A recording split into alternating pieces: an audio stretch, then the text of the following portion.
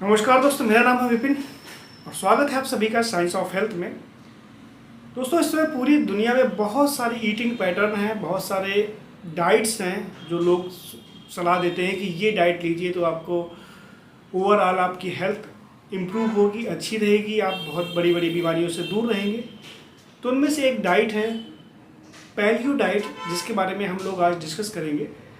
तो palaeo diet क्या है, इसको जानेंगे, फिर इसके पीछे की पूरी साइंस जानेंगे कि इससे क्या क्या देखा गया है कि इससे हमारी जो बॉडी में है क्या क्या हेल्थ बेनिफिट्स मिले हैं, और इसको डाइट को हम लोग डिटेल में समझेंगे।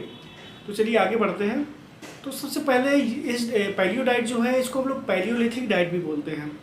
तो पैलियोलिथिक मीन्स आपने हिस्ट्री में पढ़ा होगा कि स्टोन एज के टाइम पे जब हम लोगों का इवोल्यूशन हो रहा था, तो एक फेज ऐसी थी जब हम लोग गुफाओं में रहते थे और हंटिंग करके अपना पेट भरते थे।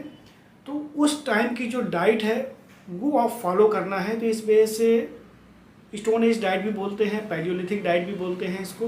तो उस समय की डाइट को अब हम लोगों को अगर अडेप्ट करें तो इसको हम लोग पैलियो डाइट बोलेंगे। मतलब पहले का ये समय रहा होगा लगभग 8 से 10,000 साल पहले का समय जो हम लोग डाइट फॉलो करते थे वो डाइट आज फॉलो करें तो ऐसा मानना है कि हम लोग बहुत सारी जो आज की जो बीमारियां हैं उनसे हम लोग दूर रह सकते हैं। तो आइए अब हम लोग बात करते हैं कि इस पैलियो डाइट में हम लोगों को क्या खाना है और किसको पूरी तरीके से रेस्ट्रिक्ट करना है, उसको नहीं खाना है। तो इसमें मेनली हम लोग मीट लेते हैं, फ्रूट्स एंड वेजिटेबल्स लेते हैं, इसके अलावा नट्स एंड सीड्स लेते हैं। ये बेसिक इनके डाइट होते हैं। अगर डिटेल में अगर इनको हम लोग बात करें तो सबसे पहले आइए हम लोग उठाते हैं मीट के बारे में। तो मीट हम लोग कैसा ले सकते हैं। मीट हम लोग सिर्फ जो है तेल मसाले वाला मीट नहीं लेना है। ये एक मीट ऐसा होगा जो सिर्फ आग से जो, या फिर हम कह सकते हैं रोस्टेड जो होता है, आग से पका हुआ सिंपली, वो ले सकते हैं। इसमें कोई मिर्च मसाला या फिर तेल से इसको फ्राई नहीं करना है, इस टाइप का मीट लेना है। और सबसे बेहतर ये रहेगा कि जो ग्रास फेड एनिमल है उसका मीट हो तो ज़्यादा बेहतर रहता है। फिर इसके बाद यहाँ पे बात आती है, इसमें फ़िश ले सकते हैं, एग ले सकते हैं। एग जो है इसमें डक्स के या फिर पोल्ट्री या फिर और सारी बर्ड्स हैं उसके भी एग इसमें खाए जाते हैं। यहाँ पर फ़िश बहुत इंपॉर्टेंट है क्योंकि फ़िश एक ऐसा फूड है जो लगभग कंप्लीट फूड माना जाता है और बहुत हेल्दी फूड माना जाता है। सारे मीट में फ़िश सबसे बेटर माना जाता है और इससे अच्छा कोई मीट माना भी नहीं जाता है। इसके अलावा हम लोग यहाँ पे फ्रूट्स एंड वेजिटेबल्स लेते हैं, सारे फ्रूट्स और लगभग सारी वेजिटेबल्स लेते हैं। पानी का कोई रेस्ट्रिक्शन नहीं है, कैसा भी पानी हो वो चलता है। देन इसके बाद हम लोग बात कर लेते हैं, इसमें कुछ हर्ब्स या फिर हर्बल टी वगैरह हैं, काढ़ा वगैरह जो होता है वो पिया जा सकता है। फिर इसके बाद हम लोग बात करें तो नट्स और सीड्स ले सकते हैं। और बेसिकली ये हेल्दी ऑयल के लिए लिया जाता है, मतलब हेल्दी फैट के लिए इसको लिया जाता है। और हेल्दी फैट में हम लोग इसमें यहाँ पे ऑलिव ऑयल ले सकते हैं, वॉलनट ऑयल ले सकते हैं, या फिर और सारे सीड्स के जो ऑयल हैं वो लिए जाते हैं इसमें। हाँ, एक चीज़ आपको ध्यान रखनी पड़ेगी कि यहाँ जो वेजिटेबल्स हैं, वेजिटेबल्स में आपको क्या करना है कि ज़्यादातर इसमें कच्ची खाना है, लेकिन यहाँ पे सिंपली कुक्ड जो वेजिटेबल्स हैं वो अलाउ होती है। तो आइए अब हम लोग बात कर लेते हैं कि इसमें हम लोगों को क्या क्या बिल्कुल नहीं लेना है।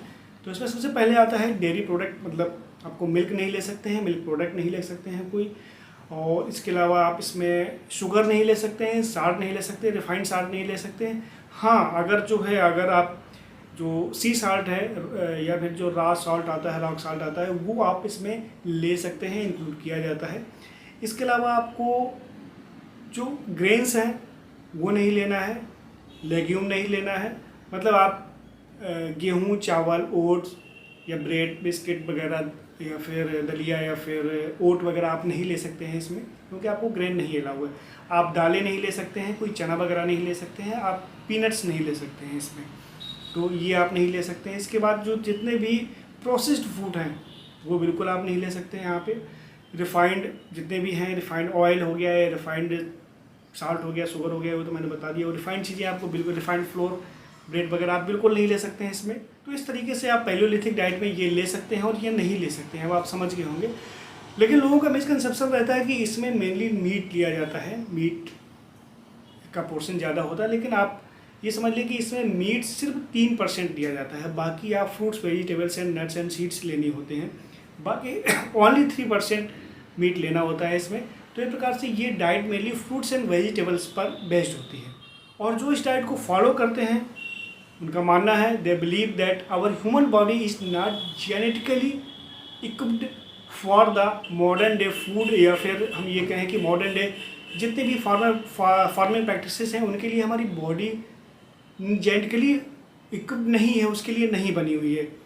तो हमारी बॉडी बहुत ही प्रॉब्लम फेस करती है जो आजकल का जो फूड है उसको पचाने में, जिससे कई तरीके से हम लोगों में बीमारियां डेवलप होती हैं। तो अगर हम जो हमारे शरीर को वही खाना चाहिए जो हज़ारों सालों से हम लोगों की इवोल्यूशन में जो इंक्लूड रहा है, तो शायद हम कई बीमारियों से दूर रह सकते हैं। यही इसका जो बेसिक कॉन्सेप्ट है इस डाइट का। फिर हम लोग बात कर लेते हैं कि जो लोग इसको फॉलो करते हैं उनको क्या क्या फ़ायदे फील हुए। तो सबसे पहली बात तो उनका जो वेट है ओवरऑल, खासतौर से जो बेली फैट है वो रिड्यूस हुआ, उनका जो ट्राइग्लिसराइड लेवल है वो बेटर हुआ, और ख़ासतौर से जो HDL है, हाई डेंसिटी लाइपोप्रोटीन होता है, वो बढ़ा और LDL को कम हुआ। मतलब ओवरऑल जो हार्ट हेल्थ है वो इम्प्रूव हुई, ब्लड प्रेशर कम हुआ, और साथ साथ हम ये कह सकते हैं जब ब्लड प्रेशर कम हुआ और जो हमारी कार्डियोवास्कुलर डिजीज़ हैं, जितनी भी हार्ट रिलेटेड डिजीज़ हैं, वो उनके चांसेस काफ़ी हद तक कम हुए। तो हम ये कह सकते हैं कि जो ऑल कॉज ऑफ मॉर्टेलिटी है, मतलब मरने की संभावना को काफ़ी हद तक ये डाइट कम करती है। और बहुत सारी रिसर्च में तो ये भी पाया गया है कि ये हमारे कैंसर के होने की संभावना को भी काफ़ी हद तक कम करता है। फिर इसके बाद अगर बात करें तो मेरा ओपिनियन क्या है, तो मेरा ओपिनियन ये है कि आप लंबे समय तक इस डाइट को फॉलो नहीं कर पाएंगे, क्योंकि इसमें ज़्यादा कुछ खाने को है नहीं, और बहुत सारे इतने फ्रूट्स वेजिटेबल्स आप कहाँ से लाएंगे इतना, और डेली आप खा भी नहीं सकते। तो फिर आपको क्या करना चाहिए कि आपको 15 से 20 दिन या 21 दिन या फिर 1 महीने 1.5 महीने आप इस डाइट को फॉलो करें एज ए डिटॉक्स डाइट के रूप में, और फिर इसके बाद जो है अपनी नॉर्मल डाइट पे आ सकते हैं। फिर जब आपका मन करे फिर से इस डाइट पे आ सकते हैं।